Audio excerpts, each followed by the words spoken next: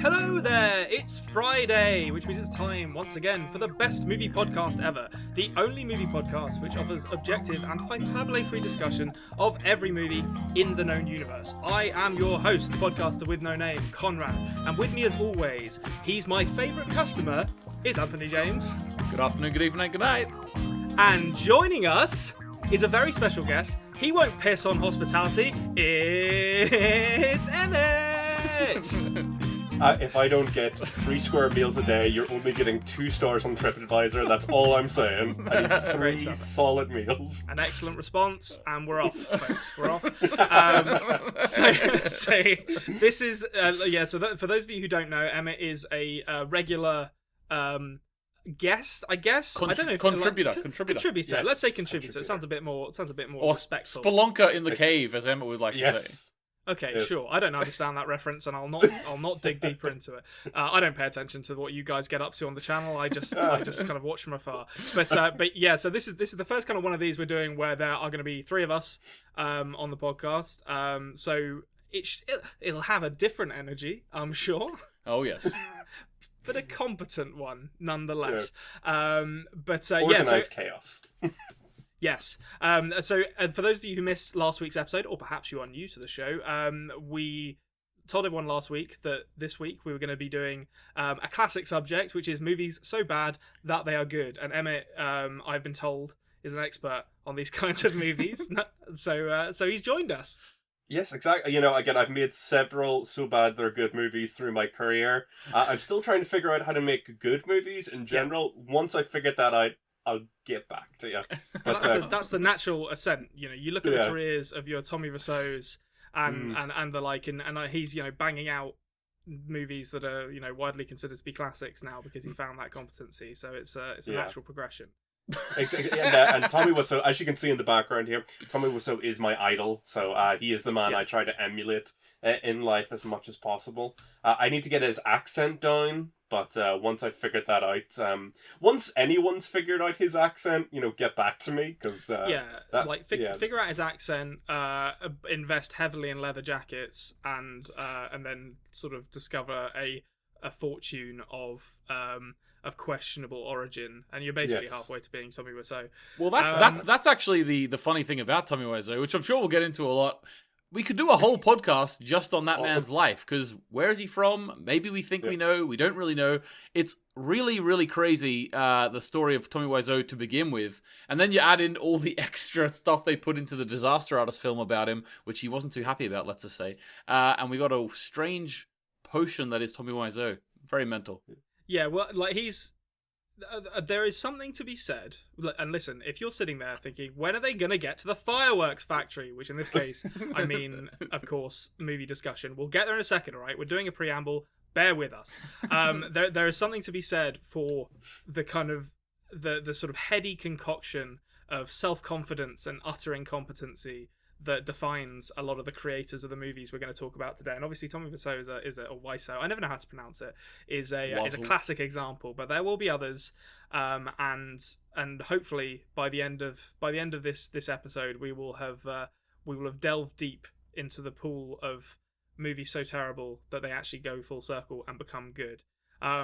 Before we do that, boring stuff to get out of the way, please subscribe to the show if you haven't already. We are The Culture Cave on YouTube, and we are the best movie podcast ever on podcasting apps, if that is your preferred method of consumption. Get involved in the comments and let us know what movies you love despite them being objectively terrible. Give the show a like.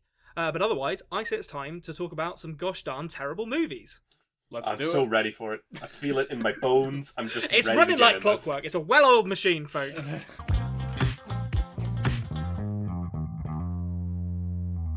Oh, I'm excited. This is one of my favorite topics of all time. I did a film degree and stuff like that, and it's funny how if you get people together who love films, how often it devolves from talking about really great films that you absolutely love, and very quickly swings into the terrible films and why you still love them.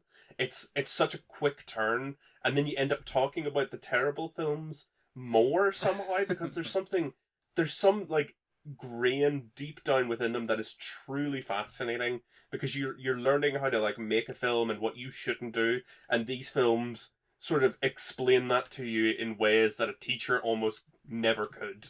In a crazy Well, way, I definitely couldn't. But what I will say to you, Emmett, is that the word is intangible. As a maths teacher, that's the word, intangible. Something about these people. Konrad, you didn't say your catchphrase. What did I miss out? Movies?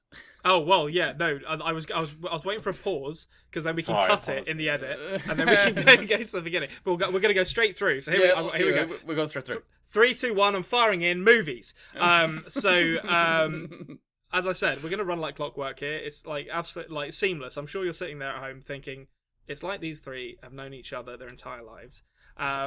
Well, I will say, before you go on there, let me just say, I've known both of you a very long time. How dare you? I'm the glue. I'm the glue here.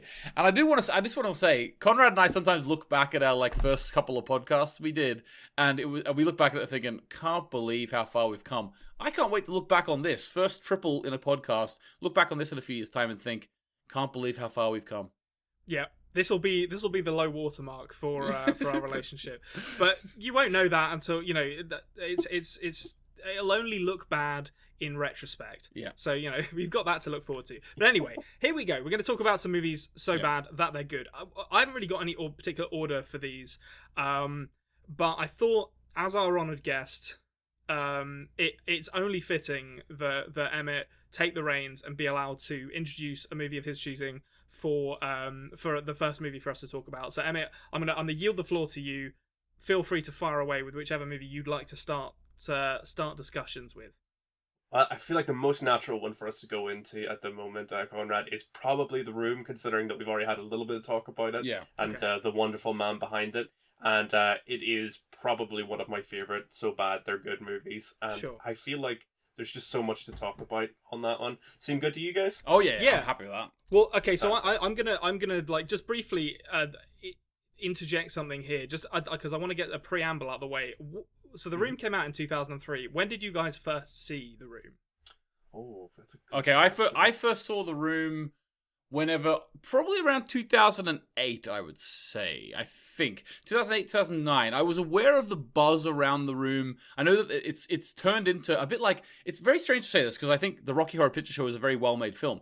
Having said that, it's turned into a little bit like the Rocky Horror Picture Show in that you go to screenings of it and there's a whole loads of things that you do while you're there. So I'm not putting Rocky Horror Picture Show in the same place as it, but I was a big Rocky Horror Picture Show fan as well, and I think maybe that's how I got onto The Room. I can't remember who had originally put me there. I think it was around 2008, 2009 for me. That the love affair started with me in The Room. It is the only real film that I've got to talk about today because it is my main one when I think it's so bad it's good. It is sort of in vogue, isn't it, these days? How do you feel about that? Do you think we're sort of we're not being hipster enough by talking about The Room here? So I like the idea that we're all just secret hipsters on this channel. Well, I mean, I as a self-respecting hipster, when the mainstream shifts towards my tastes, I respond by shifting further into the abyss. Yeah, so, he does. Like, he does. I've got some more obscure movies to talk about here. But so Emmett, when did you like first become aware of / watch it? I think I was a little bit later to the party than a few people. I think I was about 2012, 2013. Johnny come lately to the no, to the glory of The Room. And like it was, I had heard so much about it, but like I just never got around to actually sitting it down. And then I went over to like a friend's house, and like we all sat down and watched it together.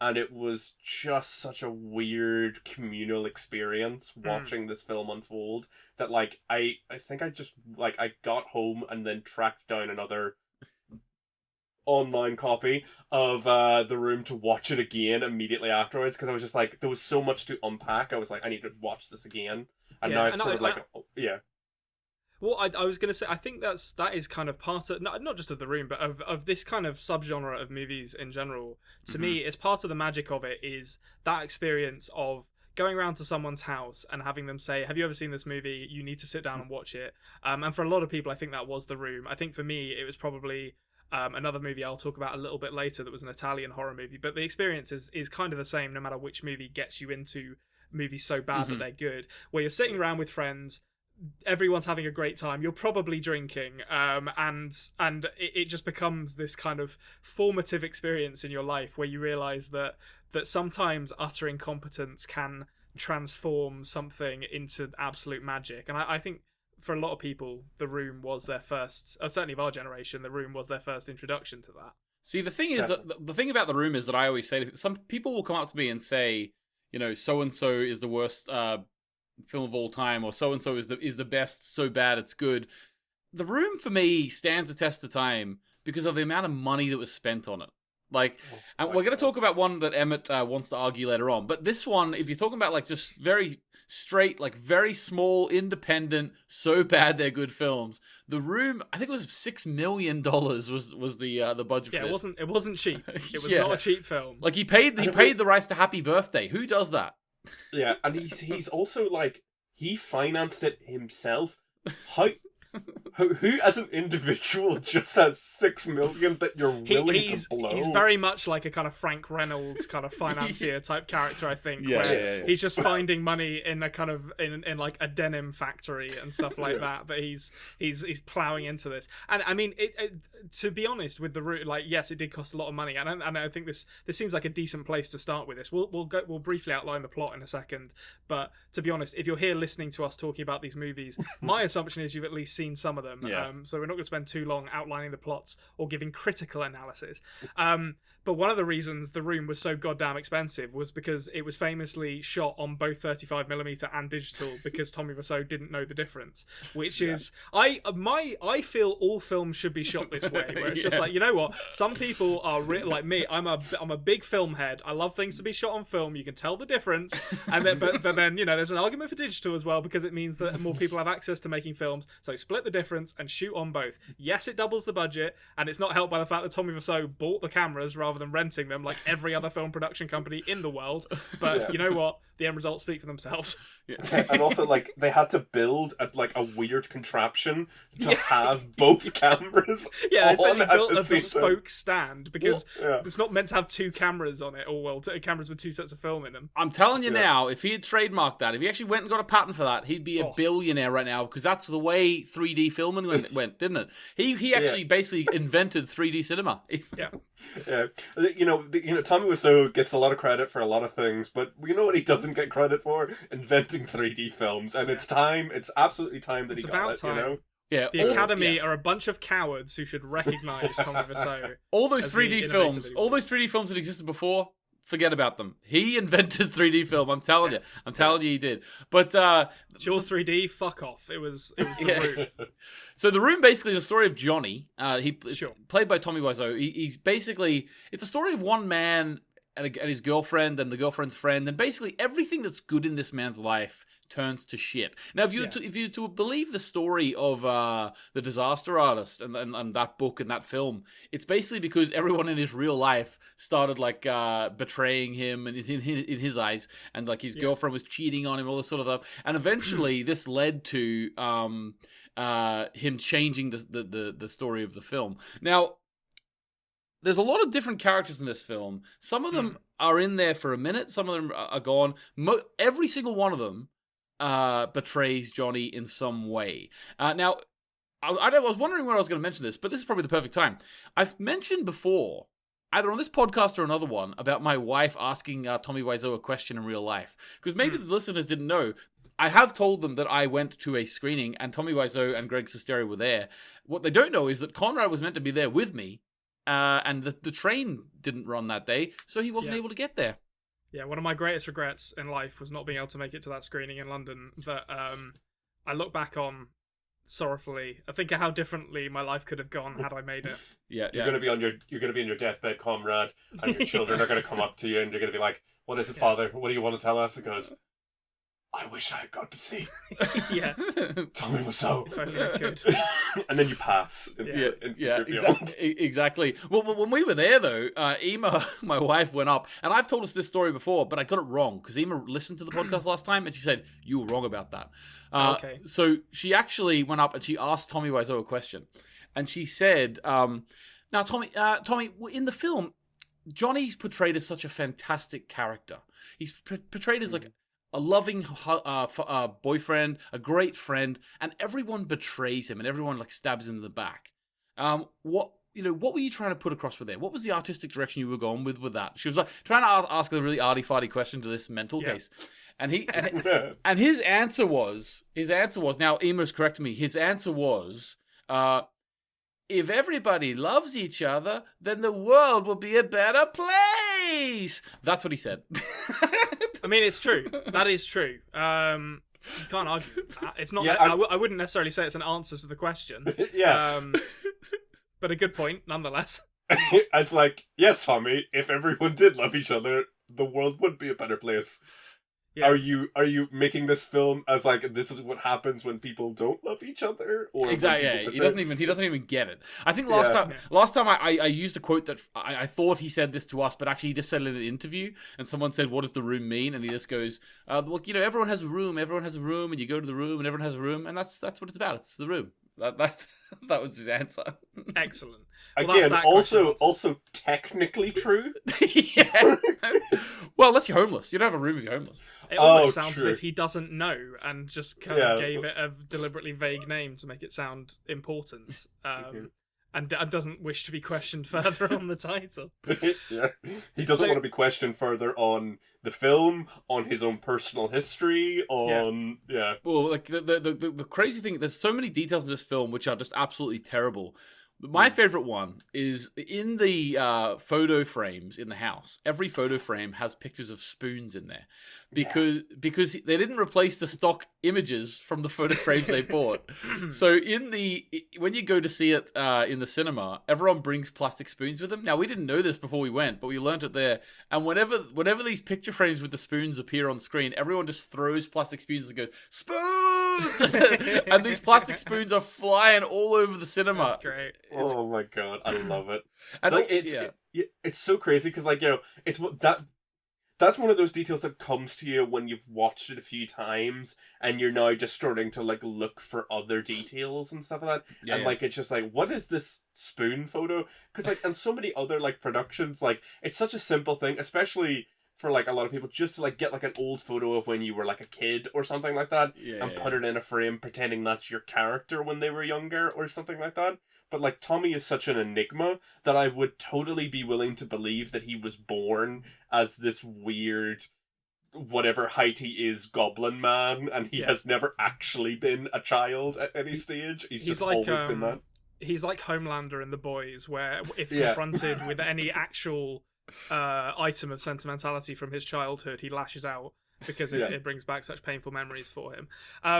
The one thing I will mention about Johnny's characterization in this is that and probably my favorite bit of trivia from The Room is that in the initial screenplay, Johnny was supposed to be a vampire.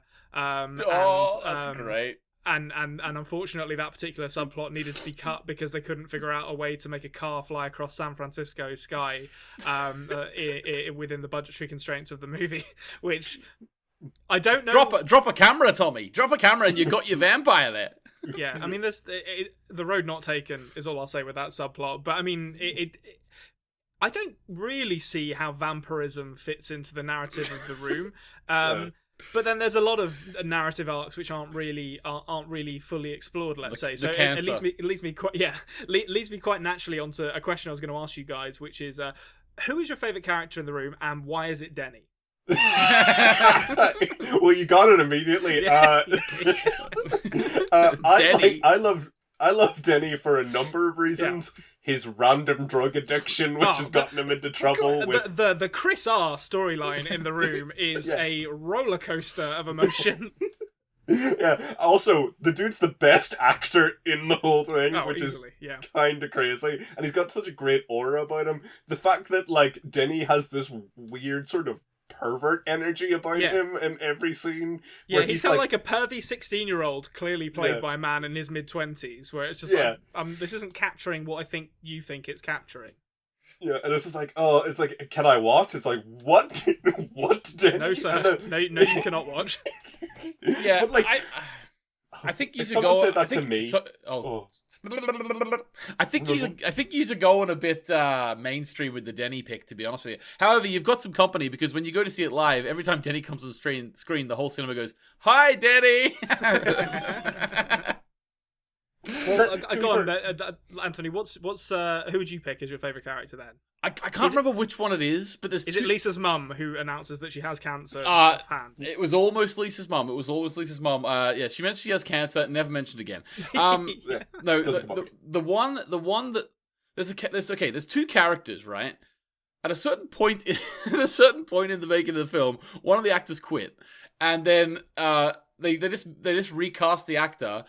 Gave him a different name, so it's either Peter or Stephen. I don't know which one. I think it's Peter. I was going to say Paul, so I think it begins with a P. Yeah, he just randomly appears with 15 minutes to go, and he just takes on whatever the Stephen or whatever the last character was doing in the film, and he's just there, and out of nowhere he's just there. Maybe actually that's a little bit analogous to Katana in a film we'll talk about later. But he's just there. And he's my favorite character because I'm just like, geez, mate, I hope Tommy Wiseau paid you like $100,000 to do this week of work, Well, he definitely didn't do that. Let's be honest. Like the actors in this movie, I'm fairly sure got paid in exposure and very limited financial recompense. Yeah, the green screen got all the money. Let's be honest. Didn't the lead actor Greg? Didn't he and Tommy have some sort of really weird contract situation that only if the film was finished, released and such, would he get any of the money for being in the film? That is one a very scummy way of underpaying your actors or forcing them into weird contracts. But it's also imagine if you got to the end of this huge production and it just fell apart at the last minute and you just lost all these weeks, There goes 6 months of my life. Yeah, literally 6 months. But also, they actually knew each other before the film was made. So in the film The Disaster Artist, where James Franco made a film about the making of this, one of the things... before we move off the room, we're probably pretty close to moving off it now. Before we move off it, I wanted to get your opinion on this. In the Disaster Artist film, they put in a subplot there, or maybe you could even say it's the main plot, to sort of put across that maybe there's tones of homoeroticism between Greg and Tommy in real life, and maybe Tommy fancied Greg. And Tommy's come out and said, no, I don't believe that. What is your position on that? Whether that was true or not, should they have sought Tommy Wiseau's permission on that?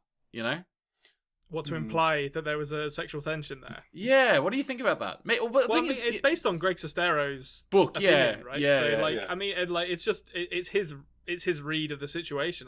Certainly based on that book, I think it's inarguable from Greg's standpoint that Tommy was enamored with Greg Sestero as a person, whether that was romantic or just he kind of looked up to him and wanted to be more like him. Is up for debate, I guess. Okay. No, I think it's good to watch The Room and The Disaster Artist as a double feature in a weird way, but definitely it is a kind of a weird thing to take real life people and imply that there's a sexual attraction to between them when maybe neither of them have stated that, which is a bit interesting. But I can totally see why you would read that relationship in that way. I think that Tommy Wiseau, not to make it a little bit sad, but I think he's just a deeply lonely person ultimately, and Greg was this person that he gravitated towards because Greg didn't, at least initially, kick him out of his life, and he really needed that, and it could easily be read as this weird sort of almost lover-like jealousy when Greg's life almost moves away from him in any way, So it's a weird. What you're saying is Greg Sestero is Tommy Wiseau's muse, and we got the room for it. Well, I mean, okay, I think that's gonna move us quite neatly along from the room. Speaking of muses, I think what I was planning on us talking about now is two movies that I don't think you guys have seen, so I'm not going to spend too long on these. Okay. But I wanted to get into them before we do a cut of one other big one. And these are my... I'm not going to say these are deep cuts because I think a lot of people have seen these movies. One in particular, there's a pretty widespread Blu-ray release of, so it's not some unknown classic. But the first one I wanted to talk about briefly was 1987's Miami Connection. So this movie is basically, as with The Room, and I think in a lot of these, when a movie is directed by, written, and starring the same person, you know that you're in for a potentially disastrous vanity project. And in this case, this was written, directed, and starred a guy called Wyatt, or he's credited as YK Kim. His actual name was Woo Sang Park. He was like a Korean Taekwondo instructor. His character name in it is Mark. Which isn't all that believable, to be honest. Particularly given that. Well, actually, no. I guess it's more believable because every character in this movie, most of whom are played by students at his Taekwondo dojo, have one name, and almost all of them begin with J. So you've got Mark, John, Jack, Jim, Jane, Jeff, and Tom. Are the main characters. He forgot the little curly bit on the J for Jom there. It's just yeah, Tom. yeah. It should have been John, but unfortunately, Jonas. yeah, his pen ran out of ink, and it was committed to the scripts and printed, and they just had to run with it. And basically, this movie, it tells the story of a Taekwondo rock band called Dragon Sound, who stumble upon a drug trafficking ring in Miami when one of them dates the sister of like this biker gang, and then they become embroiled in a conflict, and eventually the biker gang call for outside help in the form of ninjas, and everything gets a bit more dangerous. It's a terrible movie in every respect. I think the thing that I really want to drill down on in this one is the music. The songs of Dragon Sound are absolutely, objectively great songs. There's one called Friends, which was later featured in, I don't know if either of you played this, but it was in the end credits of a game called Far Cry Blood Dragon. Didn't play it. Well, No. I mean, it's basically, without irony, sings about the joys of friendship. And this really is a movie about friendship. It's about a bunch of guys who normally spend time with their shirts off just at home, and the songs they write say things like "Friends through eternity, loyalty, honesty, we'll stick together through thick or thin. Friends forever, we'll be together. We're on top because we play to win," which is just one of the best lines in any song I've ever heard. And True poetry.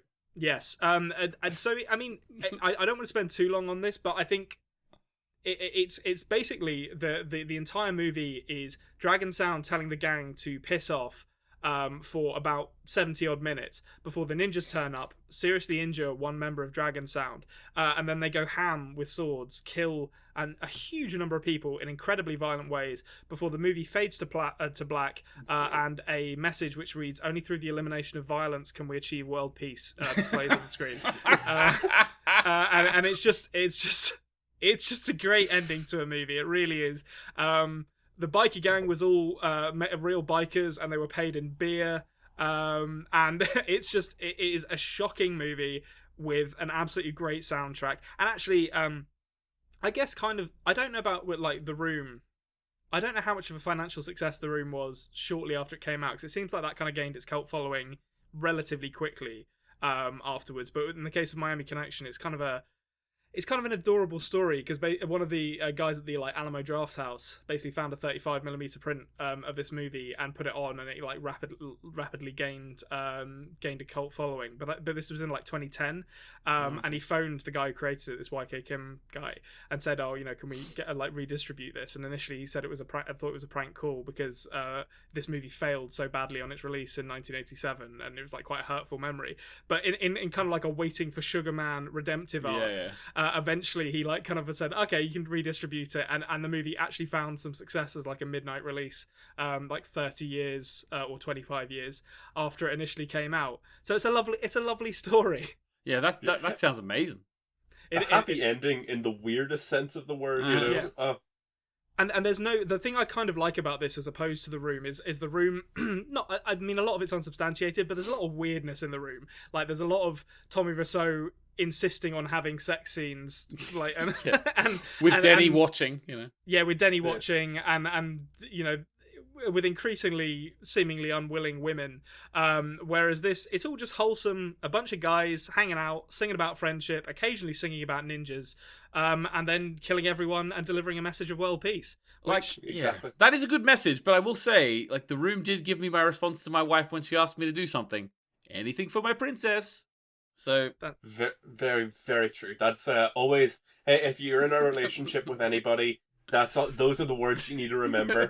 Anything for my princess. And that goes for men and women. You know, I can be a princess, you can be a princess. Sure. You know, it's just, you got to do everything for your princess. We can You gotta, abolish you know. princesses together. We can do it all. Exactly. Not you're tearing me apart, Lisa. No. It has to be anything from a princess. But I will say, I haven't seen this film, but knowing that it's so bad it's good, I went and looked at some of the quotes on IMDb. So here's one of them. It says here, "My mother was Korean. My father was Black American. She gave me this picture when she was real sick. I was only 9 years old." Like that just sounds. I don't know why it's funny. It's just funny. Yeah. So that character, he is played like he's one of the members of Dragon Sound, and his dad turns up. He's actually the one who gets seriously injured, and his dad turns up in the hospital afterwards. And you know when you were like 11 and in a school play, and someone had to play an old man, and they just put a bunch of talcum powder in your hair. That is 100% what they've done. Like the actor who plays his dad is younger than the actor who plays the character, and they've just put a bunch of talcum powder in his hair to make him look older. And it's unfathomable to me that they couldn't just find someone older than this guy to play his dad, but that was the choice they made. Well, Surely there must be like tons of like local productions with like older people who are like just kind of having fun. Like you couldn't find like one guy who is like, yeah, I'll do it. Yeah, sure, whatever. Yeah. Pay me in beer like you're paying the bikers. Yeah. Totally. God. That's crazy. Yeah, I mean, so it's a wholesome message in Miami Connection, and one that I think we can all get behind.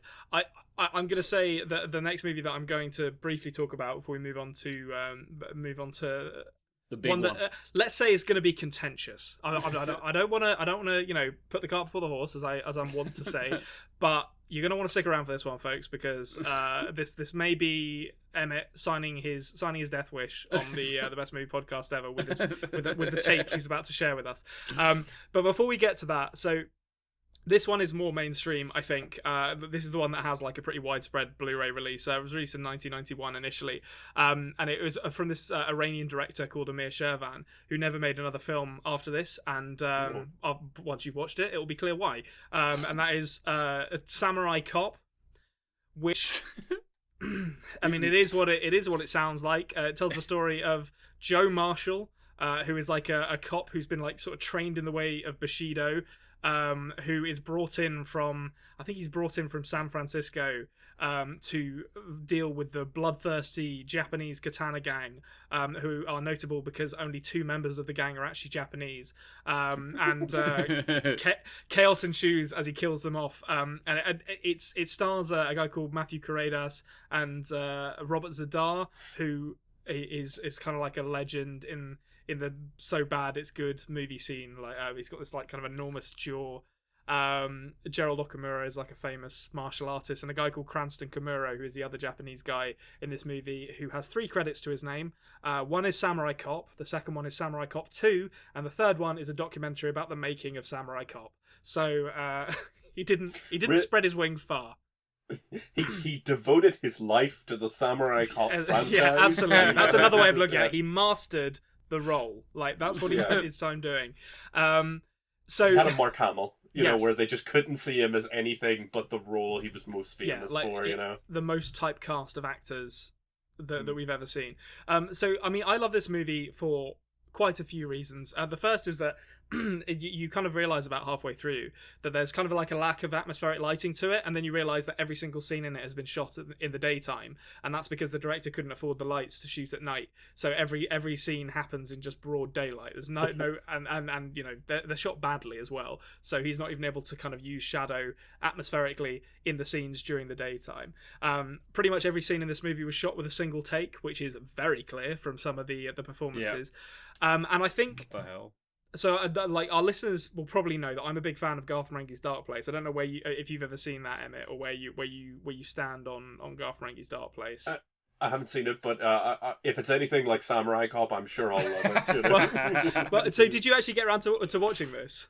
No, but I love about these 2 films that you have pitched to us is both their plots sound like someone has played a Mad Libs game and been like, we're going to make a film now from this. Yeah, I mean, and the fact that he's a samurai is largely irrelevant until the last fight of the movie. Like he doesn't do very much samurai stuff. It is literally just like someone's jammed 2 words together. like they saw RoboCop and they were like, what if instead of him being part man, part machine, all cop, he was part samurai, part man, all cop, and they tried to work backwards from there, but realized they didn't know anyone who could do like sword fighting. So the thing that I was going to mention in this that kind of puts me in mind of Garth Marenghi's Dark Place is that Richard Ayoade in Garth Marenghi's Dark Place plays this character called Dean Lerner, who delivers like absolutely brilliantly like stilted dialogue. And there's a character in this called Frank Washington, who is kind of like the American Dean Lerner, where like all of his shots are just kind of static shots of him from the shoulder up responding to something else. Clearly the other actor isn't in the shot and it's a recut. It's shot after the fact, and he's just doing things like and like sort of just making faces. It's so good. And speaking of recuts, actually, this movie is very famous for the fact that the lead, Matthew Corredas, he finished shooting, cut his hair. He has like kind of these long kind of brown locks, and then they realised they needed to do reshoots about 7 months later, so they brought him back, but he had short hair, so they put him in what is very clearly a women's wig. Like, it's because his hair's kind of it is long, but it's kind of like quite straight, and the wig they put him in has got like these lovely ringlets at the bottom, and there is a fight scene where he's fighting Gerald Okamura while wearing the wig, and Okamura kind of yanks his head back, and the wig just comes off, and they left it in the movie because they did everything in one shot. It is just this absolute comedy of errors. That means in canon, he's got a wig on the whole film. Yeah, well, it's not even just a wig as well, because there are times when they're having to do quite significant reshoots. So they do like full kind of like moving camera shots, like with him like clearly featured, like rather than wide stuff. And he wears the shittiest little baseball cap you've ever seen on top of the wig to, I think, try and disguise the fact that it's clearly not his real hair. It doesn't work. It's just a shambles from start to finish, but it's very, very funny. Yeah, I'm laughing just even hear you describe it, so I can imagine I'm gonna love this film. Yeah, I mean, it's like the script is amazing. There's a great scene where Joe tries to flirt with the doctor, and the dialogue proceeds as follows: "Have you been?" This is the doctor speaking. "Have you been circumcised?" He responds, "Yes." She responds, "Your doctor cut off a big portion," and he responds with absolute seriousness. There's no joke in his voice. "No, he was a good doctor," which is just. Which is just a great response to that. Just stonewall the insult. Like, I refuse to respond to that. But yeah, it's a great movie, worth seeking out, I would say. It is tragically bad. It really is tragically bad. Yeah, it sounds bad. Like when I think of bad movies so bad they're good, for some reason my head doesn't go to these sort of like weird actiony ones, you know. But having said that, they'd be the most fun to watch, I think. You know. True. Yeah, I mean, they're definitely. I made my partner rewatch this with me, or well, her first time, but I've seen it multiple times with me the other day, and she didn't really get it. I think because these movies need to be watched in a group with like everyone laughing and drinking alcohol, because otherwise it just becomes like a quite sad experience. We're like, oh, this is just awful. Like this is like this. Nothing about this feels good. You're like, why is Robert Zadar trying to gun down the heroes and only shooting his own men in this scene? Like it just doesn't make sense. But there's too much to talk about with it, with this movie, right? But I really can't recommend it enough if someone wants to see like a shitty action movie. But I think that's enough on that. I've had my say on the two that I wanted to get in here. I think it's now time for the pièce de résistance, which is I'm going to turn it back over to Emmett, and I'm handing you the gun and the bullets, and I'm going to say, listen, it's your funeral. If you want to talk about this, you're welcome to do it. Load it up. Have at it. Exactly. I'm going to dive right into this. Okay. So I think a common theme that of the films that we have talked about so far is earnestness, incompetence, and like just a single person's like vision that goes terribly wrong because they just don't have any skill for it. I think that's Okay. true of like The Room, and from what you've said of the other two films, it sounds like that was what was going on from them. Yeah. The next film that I'm about to talk about is kind of, in a weird way, like an inverse of all those problems, and still somehow ends up being deeply entertaining, but not in the way that they intended, in my mind. The Okay. film I'm talking about today is Suicide Squad, and I'm sure someone is already calling me an idiot in the comments. So, Well, yeah, Yeah. like, let's give him a chance, folks. Give him a chance. Yes. Like, Well, I will say, when Emmett pitched this idea to me about doing this on the podcast, it very much came from a place that we were talking about, that the reason why films So Bad They're Good exist, and the reason why people enjoy them, is because they have a group of friends who watch it, and then all of a sudden, like, they almost get references out of it together. And I Yeah. believe that's what's happened with Emmett here.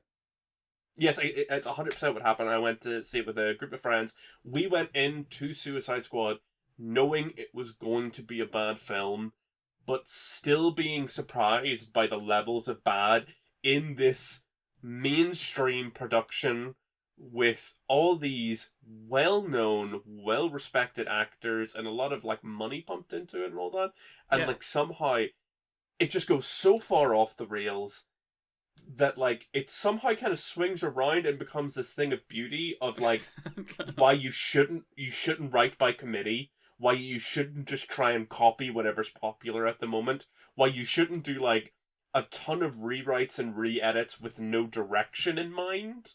And maybe you can make an argument that there's a little bit of that in some of the other films within the DC expanded universe, but like it's all these sort of conflicting ideas and there's two.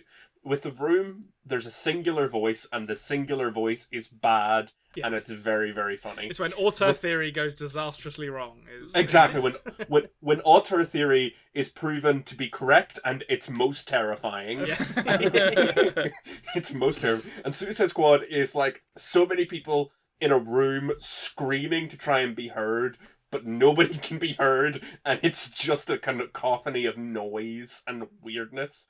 Because, like, you can tell that this film is trying its hardest to ape like Guardians of the Galaxy, to the point where the new film is directed by James Gunn and is just a DC version of Guardians of the Galaxy, essentially, but they do it so poorly, so badly, and it just falls apart. There's so many like key like misunderstandings about how to do film, or how to structure film, or how to edit film, that it kind of becomes fascinating. Everything is at some points so fast paced that you can't take any useful information in, and then at other points so mind-bogglingly slow that you like are completely taken out of the moment. It's mental. And like both Yeah. of you've seen Suicide Squad as well, Yeah, So, like I you've was gonna- seen how bad it is. Yeah, I was gonna say, I like to defend Emmett here in terms of this being so bad it's good.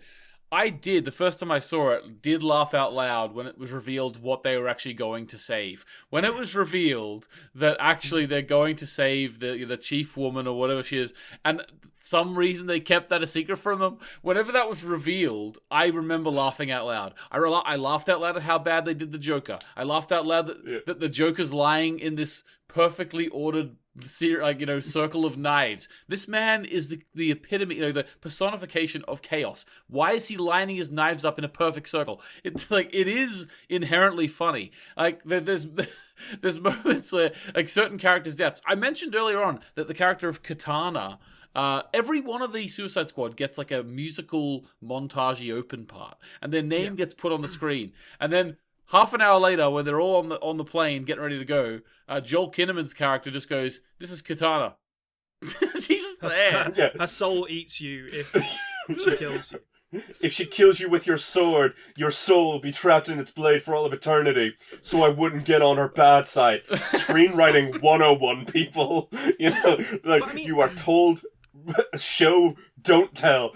We've just had a major character, like a third of the way into the film, walk into shot, be introduced, and just sit down and become part of the crew with nothing else there. Yeah. It was so crazy. I think the issue I take with this movie, and the fact that the reason I don't find it that entertaining, is because when you look at these other movies we talked about, yes, some of them do have higher budgets. $6 million for The Room is not is not chump change. And I think some of the other ones I talked about had really reasonably significant budgets.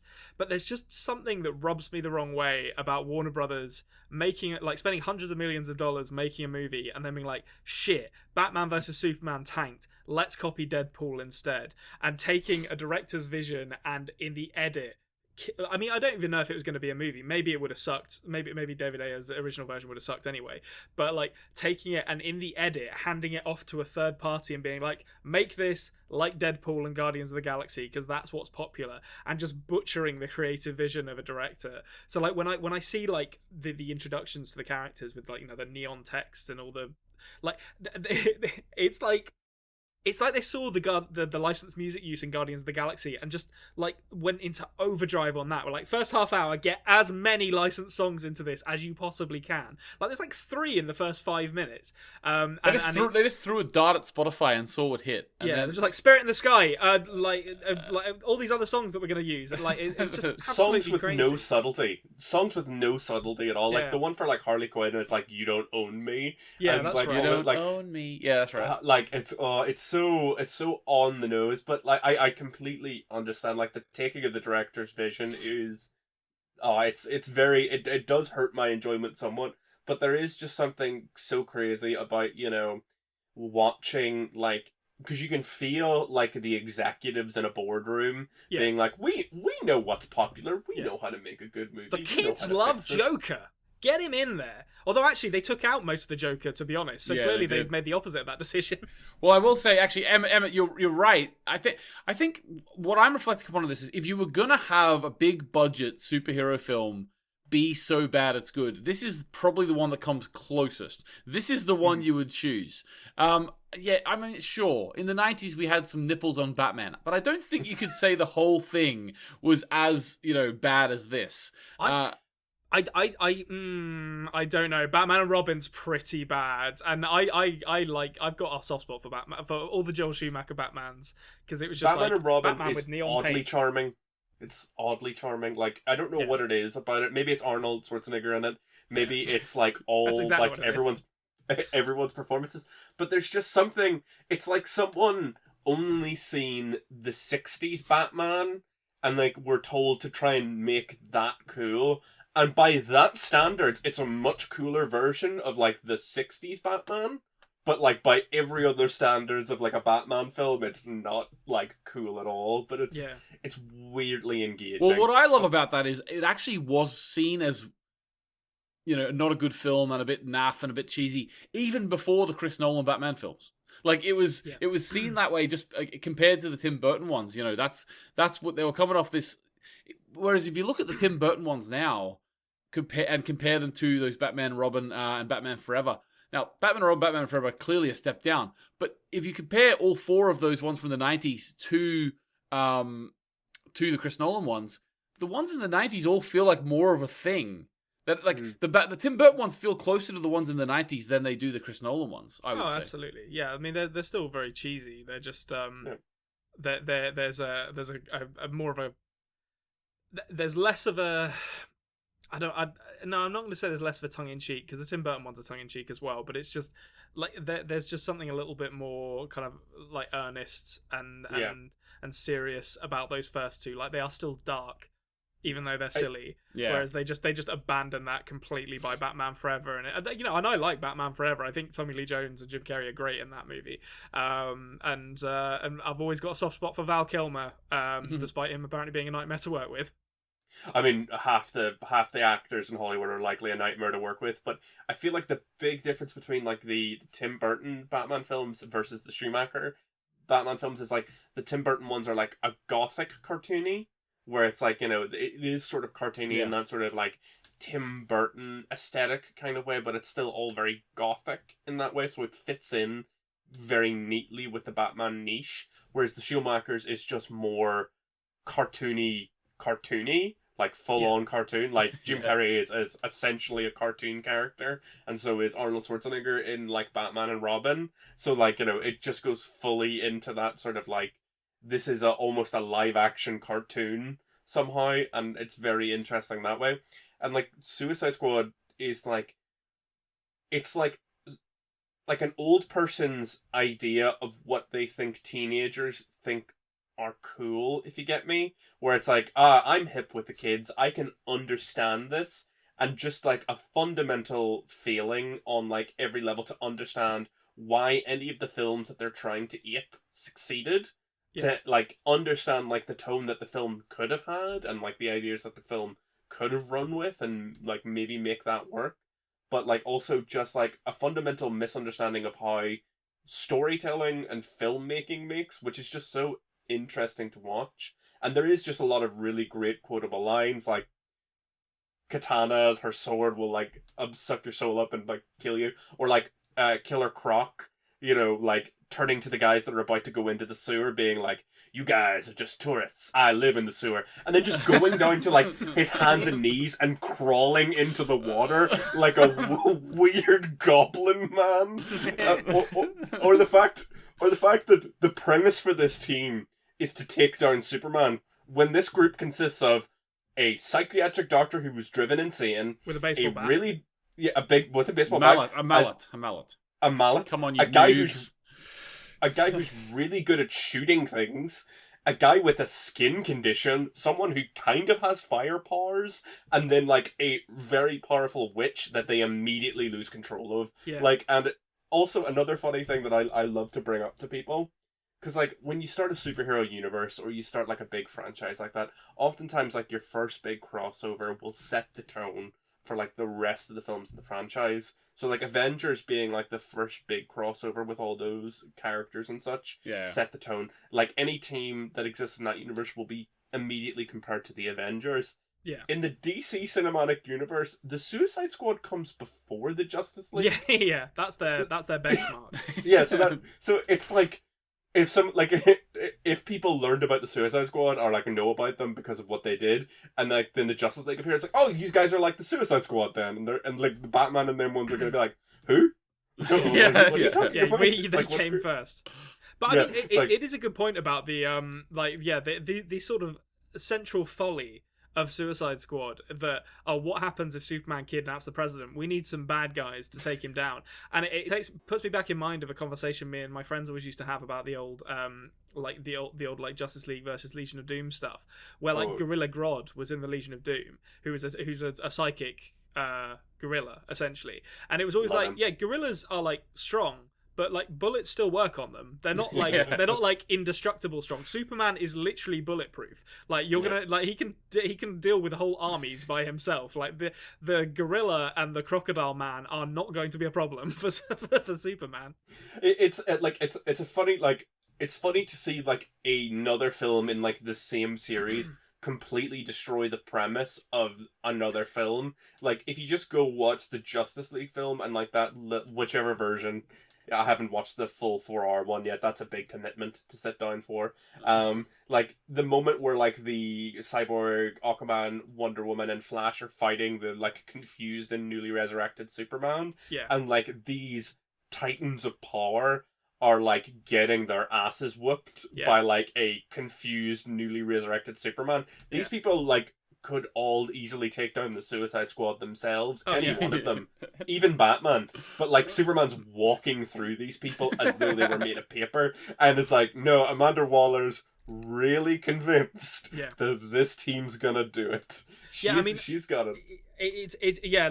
For a start, that like it's their entire mission doesn't really make that much sense. But then absolutely, as you say, like the Suicide Squad are essentially the equivalent of the armed gunmen who run into like the bank or museum or wherever Wonder Woman is at the beginning of the Justice League, led by I think it's Michael Hatton, the guy who played Roose Bolton in Game of Thrones. Like that's essentially the Suicide Squad, and Wonder Woman just kicks the shit out of them on her own. So this idea that they can take Superman is a laughably bad idea, but maybe it's a scathing indictment of US government. There's definitely some criticism, and also the fact that they're making prisoners essentially slaves. Even if these prisoners are bad people, they still have rights. You keep your politics out of my films. Yeah, I'm sick of it. I'm sick of it. No film has ever had a political message ever until this decade, and now it's all politics. Let's not talk about the first ever film. I actually mean it. Let's not talk about it. Do you mean the sneeze? Are we talking about the 1896 is the sneeze? Yeah, No, very I don't- political film. Probably the least political film of all time, to be honest. Like, Well, that's what you think, but if you like really slow it down, there's actually like a message about the folly of capitalism worked in there. You know? they actually said vote Labour as they were sneezing. Fuck the whole thing up. Okay, cool. Well, I mean, listen, I'm not gonna beat around the bush here. I watched this movie today, and I did not enjoy it. I was left Completely with kind of understandable. a distinct feeling of malaise, and was kind of just like, man, this is just bad. And I get where you're coming from with some of the lines being very quotable. I could certainly see in a different, if I hadn't watched it by myself and if I was watching it with friends, kind of in the same way to these other movies, and was having a few drinks, there are definitely some lines in there. I think Joker is a bridge too far for me as a character, because God, Jared Leto as an actor sucks balls. He has always sucked balls, and Jesus Christ, is he bad in this movie? Like I was just like, get him off the screen. I understand why they cut almost all of his stuff out of it in retrospect. Yeah, and he also, like, in real life, he has a weird sex cult going on now, so that's another really? odd element. I feel like he's kind of like, I mean, I don't like to judge people by their appearances, but he definitely looks like a cult leader like 90% of the time, so he's clearly leaning into that, if that's what he's into. Conrad, he literally takes people away like to a festival, and he dresses like Jesus and like with white robes on and stuff, and he's literally got a cult. Let's like not beat around the bush. He's literally got a cult. Oh, okay. Well, I mean, 30 Seconds to Mars suck as well. So, like, just everything about Jared Leto. Can we stop putting him in movies, maybe? Yeah, there's a lot of things to unpack about Jared Leto as a person. There's a lot of little things about that. One, I would never accept a drink offered to me by a man that looks like Jared Leto. That's never going to go well for you. Don't ever do it.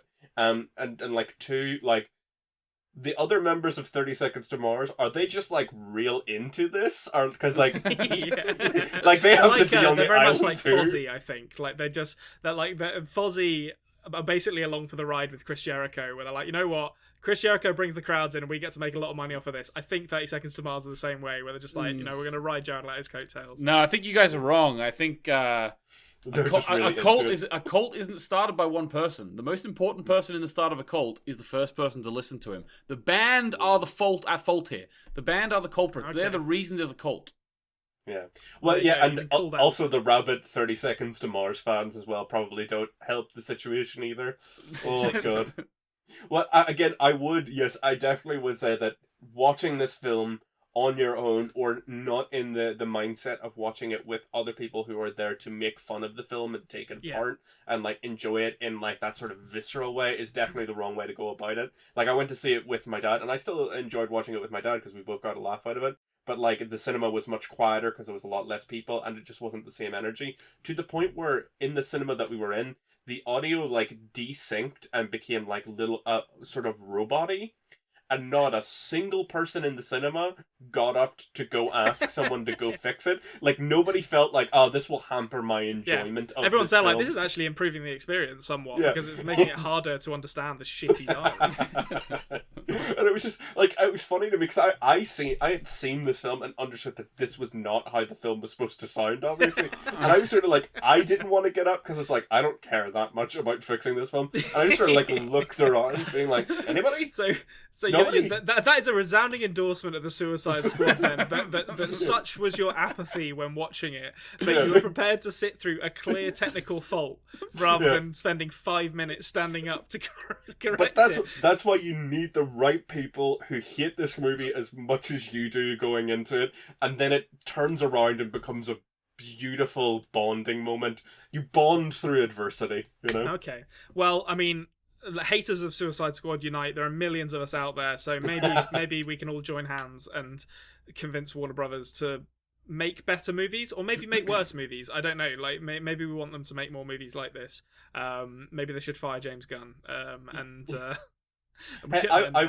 will say that the trailer for the new Suicide Squad film does look like a massive improvement on what they were doing before, and I unfortunately have been immediately sold on it, because in the trailer we see one of my favourite characters from DC, Starro, the giant starfish alien, that throws tiny starfishes on people's faces and takes Okay. over their minds. Well, And- that sounds tonally more like what they tried to edit this movie into being.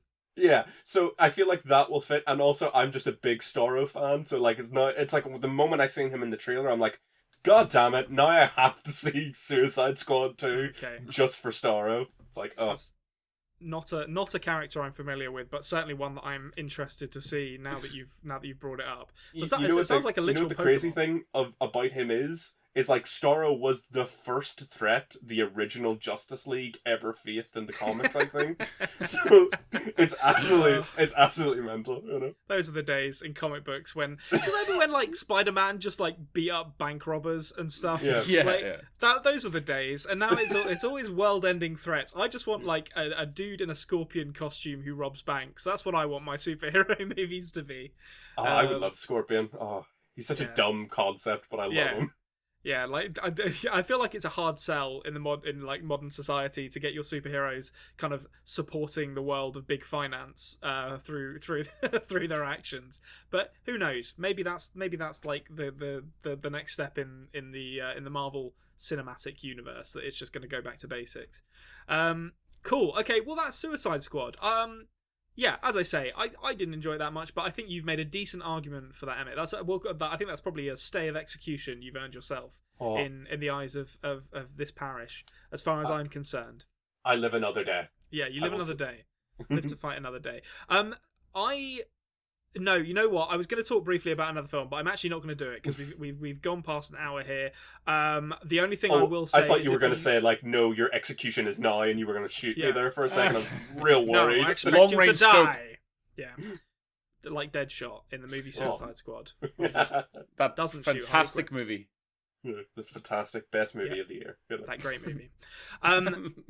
The only thing I will say about the movie I was thinking about talking about is, if you want to see the best Deus Ex Machina of all time, where a helicopter just falls through the ceiling for no reason to allow our heroes to escape, watch Lamberto Bava's Demons, because that happens in it and it's very funny. Anyway, that's amazing. yeah, that is a very good movie. It's that was my introduction to movies so bad they're good, and it's very funny because it's made by the son of legendary Italian horror director Mario Bava, and his son is making movies with people riding motorbikes and fighting with samurai swords and with helicopters falling through ceilings. It's a whole thing. We'll do an episode on Demons at some point because I love that movie. But I think that's going to do it for us here on the Best Movie Podcast Ever. So it leaves us with one simple question to answer, as we always do. And Emmett, I'm gonna leave you to the end here, so you can wind up to your response. But Anthony, what's your favourite movie this week? Well, this talk about Superman has really got me back in my teenage years, back to Smallville, Tom Welling. So, of course, my movie of the week, my favourite movie this week, is Cheaper by the Dozen 2.